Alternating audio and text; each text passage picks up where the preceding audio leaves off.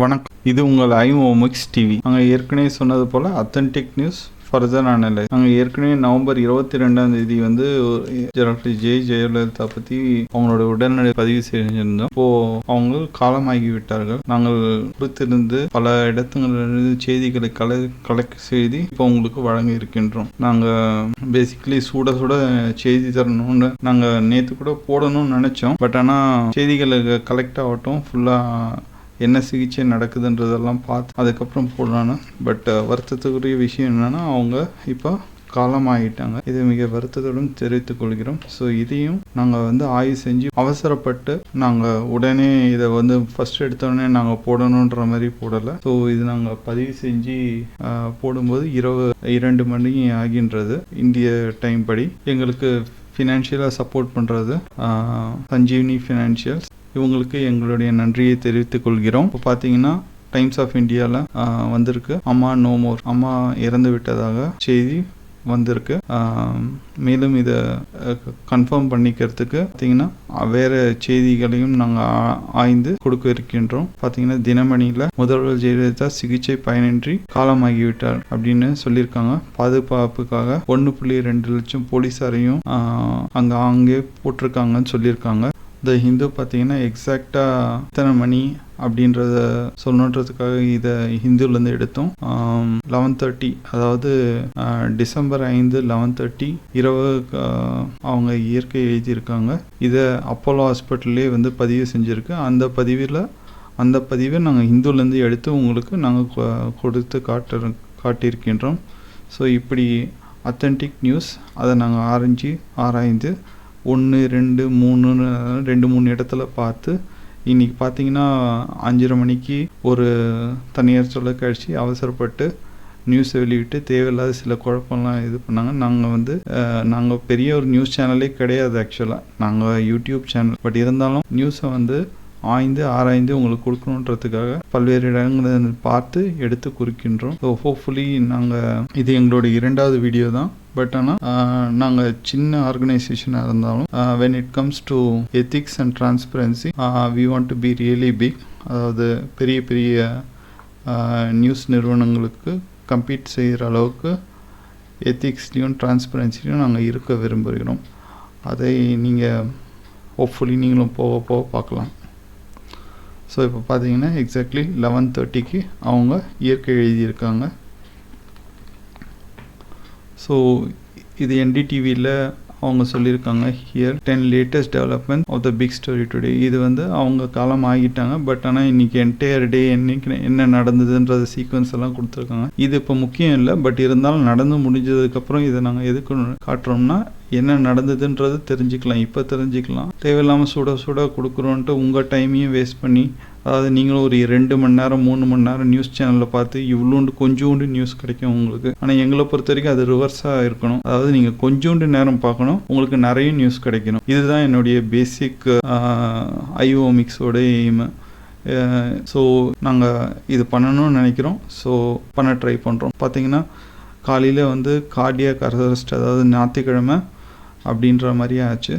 So அதுக்கப்புறமே இன்றைக்கி காலையில் பல்வேறு நிகழ்ச்சிகள் நடந்திருக்கு. அதாவது 11 மணிக்கு எம்எல்ஏங்க மீட்டிங் நடந்திருக்கு. திருப்பி 6 மணிக்கும் ஒரு மீட்டிங் நடந்திருக்கு. இதுக்கு நடுவில் டாக்டர் ரிச்சர்டு ஏற்கனவே போனார் இல்லையா, அவர் வரல இந்த வாட்டி. பட் யூகேலேருந்து அவங்க கண்டிஷன் கிரிட்டிக்கலாக இருக்குது. அவர் சில வைத்தியங்களும் சொல்லியிருக்காரு. இங்கே நடந்திருக்க வைத்தியமும் கேட்டிருக்காரு. ஸோ எல்லாரும் சேர்ந்து எய்ம்ஸ்லேருந்து 4 மருத்துவர்கள் வந்திருக்காங்க. இங்கே பார்த்தீங்கன்னா எல்லாரும் சேர்ந்து சிறந்த சிகிச்சை கொடுக்க ட்ரை பண்ணியிருக்காங்க. ஸோ இது அப்படி தான் நம்ம சொல்லணும். பட் ஆனால் சிகிச்சை பலனின்றி இங்கே பார்த்தீங்கன்னா அவங்க இறந்துட்டதாங்க. பட்டு இவங்களாம் இறக்கிறதுக்கு முன்னாடி எல்லா மதத்தினரும் சேர்ந்து பல்வேறு இடங்களில் பல்வேறு பிரார்த்தனைகள் செஞ்சாங்க. பட் வருத்தத்துக்குரிய விஷயம் என்னென்னா அவங்களுக்கு இந்த மாதிரி அட்வான்ஸ்டு எலக்ட்ரிக்கல் டிவைஸ் அதாவது ஹார்ட் வேலை செய்யறதுக்கு extra corporeal heart assist device, so இதெல்லாம் கூட வச்சு பண்ணாங்க. ஏன்னா கார்டியாக் அரெஸ்ட்ன்றது கார்டியாக் அட்டாக்குன்றது வித்தியாசமானது. அட்டாக்குன்றது பிளாக் ஆகி வர்றது தான் ஹார்ட் அட்டாக்குன்னுவாங்க, இல்லை கார்டியாக் அட்டாக்குன்னுவாங்க.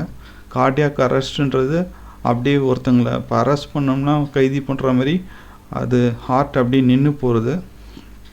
ஸோ அதுக்காக தான் இந்த கருவி யூஸ் பண்ணியிருக்காங்க, எக்ஸ்ட்ரா கார்போரல் ஹார்ட் அரெஸ்ட் டிசைஸ். இந்த கருவியை பற்றி நான் அடுத்த வீடியோவில் பதிவு செய்கிறேன் டீட்டெயிலாக.